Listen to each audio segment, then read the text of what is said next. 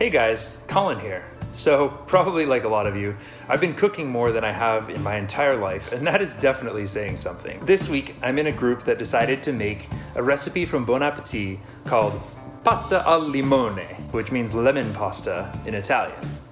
This is a really nice recipe because it is super simple to make and it uses just a few ingredients that you might already have in your pantry. But I didn't have some of the ingredients that the recipe calls for, like heavy cream, unsalted butter, and Parmesan cheese. So I decided to make some of my own substitutions. Because I love pasta, I also went ahead and made my own pasta from scratch. So today I'm just gonna show you what I made, the substitutions that I put in there, and of course, how it turned out. To make fresh pasta dough, just use a ratio of 1 cup of semolina flour to 2 cups of all-purpose flour. Mix those together in your bowl using a fork until they're well combined, and then make a well by pushing the flour to the sides. Now, go ahead and crack 2 eggs into the well. Start whisking those together with your fork, and then begin slowly incorporating the flour around the edges of the bowl.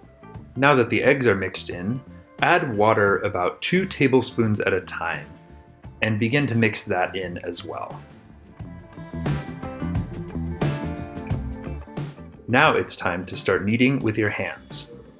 A wide, shallow bowl makes this a lot easier.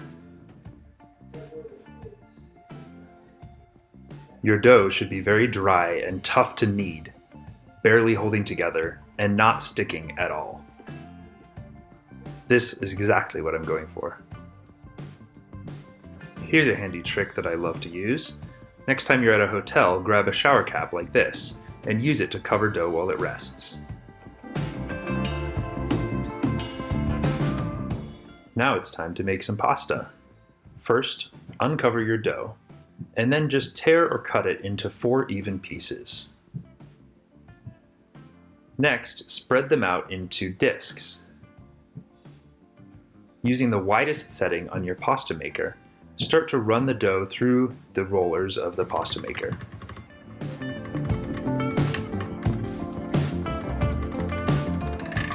You'll see that the first time you run the dough through, it will be very rough and it may even have some little holes in it. But don't worry, it's an easy fix. All we're going to do is fold the dough over and then run it through again. This process develops the gluten in the dough, which will give the final pasta a nice, stretchy, chewy consistency.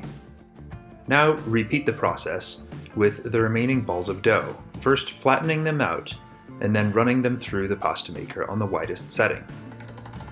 Now adjust the pasta maker so that the rollers are closer together, producing a thinner sheet of dough, and continue running the dough through the pasta maker until it is your desired thickness. Now attach the pasta cutter attachment. Let's see if I can remember how this thing goes on. There we go.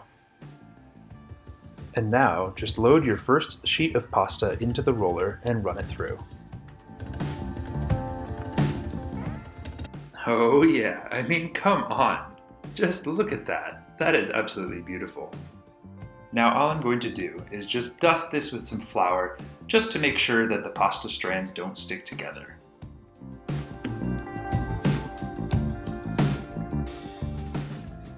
Now I'm going to take 1 lemon and I'm just going to cut a few thin strips of zest using my peeler.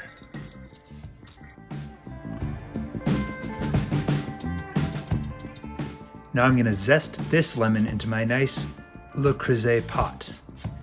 To that I'm going to add 1 can of coconut milk. I'm using the coconut milk to get the same richness and creaminess that you would get from a heavy cream. To that, I'm going to whisk in, about a palmful, maybe 2 tablespoons of nutritional yeast. And now it's time to cook up our fresh pasta in a large pot of boiling salted water.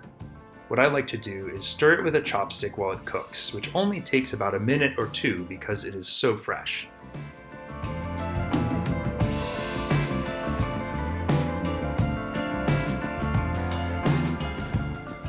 Add a ladleful of that nice starchy pasta water to your sauce, along with the squeezed lemon juice, and whisk to combine.